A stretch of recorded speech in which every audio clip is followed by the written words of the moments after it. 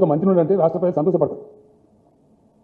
అరే అత్యత ఉన్నారు భయ్ కొనాలి, మా రాష్ట్రంలో గట్లే పడుతుందా, మా యాసంగి ఇప్పుడు మాకు బయట రైస్ అవుతుంది తీసుకోవాలి అని చెప్తే సిపాయి కిషన్ రెడ్డి, ఎత్తన చేసి నేను ఉనిపిస్తా అని చెప్తే సిపాయి కిషన్ రెడ్డి, అంతే కదా.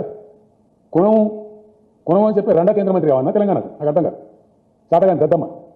यही केसीआर जी ने सोनिया गांधी घर पे जाकर डिनर खा के पैर पकड़ के जब याद नहीं आया क्या, जब पूछना था क्यों नहीं पूछे, जब आज क्यों पूछ रहे।